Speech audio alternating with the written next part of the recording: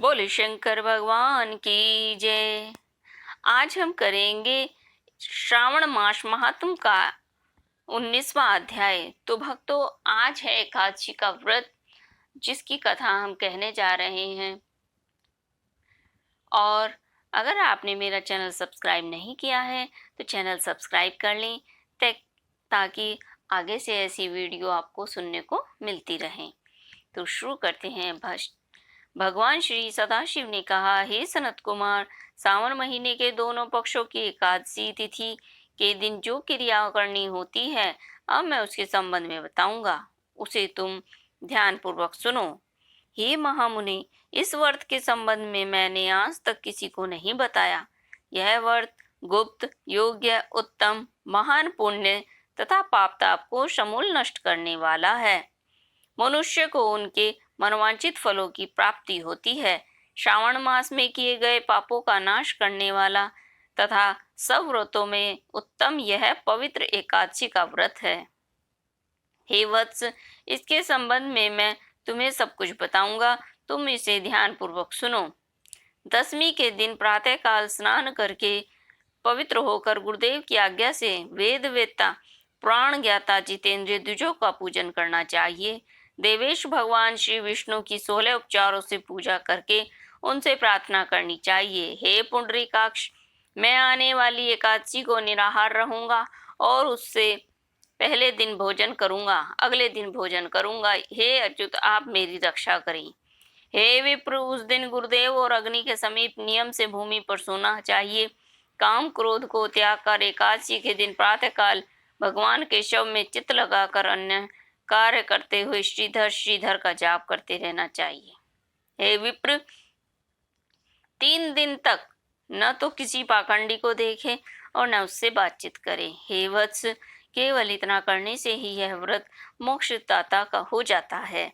मध्याह्न के समय पंचगव्य लेकर क्रोध को त्याग कर नदी आदि के सुंदर जल में स्नान करना चाहिए। भगवान सूर्य को नमस्कार करके श्रीधर की शरण में जाकर वर्ण आचार आदि सब काम करके अपने घर को वापस लौटना चाहिए। घर पर आकर श्रद्धा तथा भक्ति द्वारा भगवान श्रीधर का अर्चन पुष्प, दीप, धूप, अनेक तरह के नैवेद्य द्वारा करना चाहिए। रात में गीत वाग तथा कथा सुननी चाहिए और जागरण करना चाहिए। पहले कलश स्थापन करके पंचरत्न और सोने के कलश में रखकर श्वेत चंदन से पूजा करनी चाहिए और फिर कलश को 2 श्वेत वस्त्रों से ढक देना चाहिए। देव देवेश की प्रतिमा, शंख, चक्र, गदा, पद्मधारी भगवान देव देवेश की पूजा ग्रहण करके ब्राह्मण को सोने की दक्षिणा देकर कलश दे देना चाहिए। यह घड़ा दान सहित ब्राह्मणों को देते समय इस प्रकार कहना चाहिए, भगवान श्रीधर जी, आप प्रसन्न होकर मुझे उत्तम लक्ष्मी दीजिए। यूं कहकर जगत गुरु श्रीधर का अर्चन करके श्रेष्ठ द्विजों को भोजन करवाकर अपनी शक्ति के अनुसार दक्षिणा देनी चाहिए।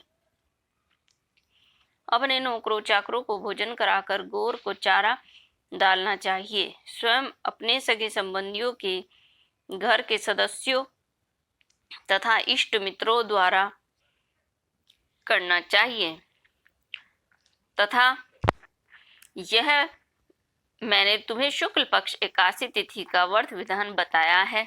इसी तरह कृष्ण पक्ष की तिथि के दोनों व्रतों का विधान समान है, केवल इनमें नाम का ही भेद है। कृष्ण पक्ष में भगवान से यूं प्रार्थना करें, भगवान जनार्दन प्रसन्न हो तथा मुझे उत्तम लक्ष्मी दे। शुक्ल पक्ष में श्रीधर और कृष्ण पक्ष में भगवान जनार्दन कहे गए हैं।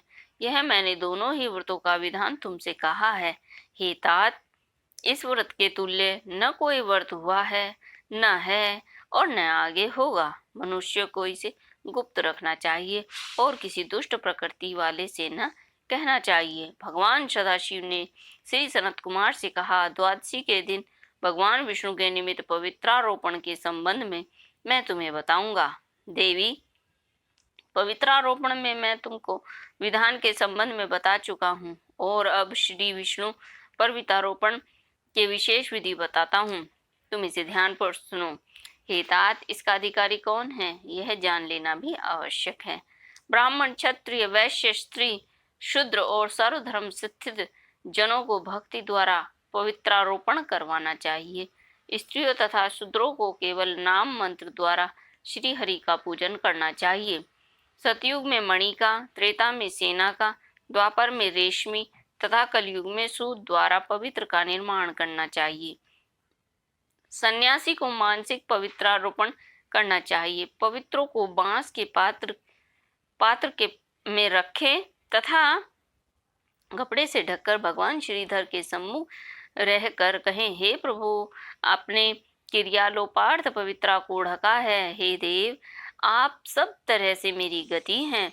हे जगतपते, आपको मैं इस पवित्रा द्वारा प्रसन्न करता हूँ। हे देवेश, आज से लेकर वर्ष भर तक व्रत नाशक, काम, क्रोध आदि न हो।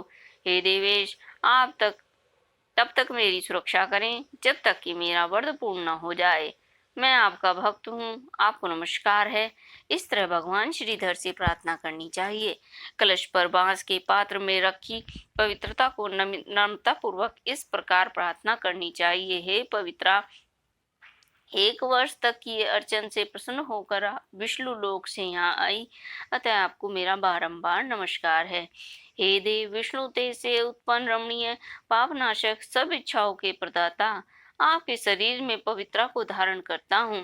हे देवेश, हे प्राण पुरुषोत्तम, आप मेरे द्वारा निमंत्रित हैं, अतः आपका पूजन करूंगा, फिर पुष्पांजलि दूंगा और रात में जागरण भी करना चाहिए। एकादशी के दिन अधिवासन करके द्वादशी के दिन प्रातःकाल पूजन करना चाहिए। गंध, दुर्वा, चावल हाथ में पवित्रा को ग्रहण करके कहना चाहिए कि हे देवों के देव, आपको मेरा बारंबार नमस्कार है।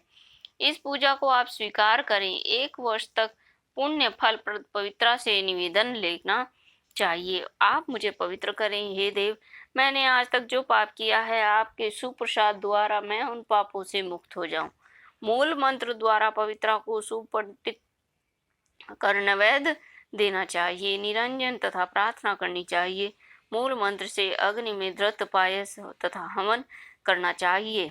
इसी मंत्र द्वारा पवित्रा का विसर्जन करके कहना चाहिए, हे पवित्रे, 1 वर्ष में किए गए मेरे पूजन को सविधि परिपूर्ण करें। हे पवित्रे, 1 वर्ष किए मेरे पूजन को परिपूर्ण करें। हे पवित्रे, विसर्जित हों, विष्णु लोक को जाएं, यों कहकर ब्राह्मण को दे देना चाहिए या जल में डाल देना चाहिए। हे वत्स, मैंने तुमसे भगवान विष्णु की पवित्रारोपण की विधि कही है।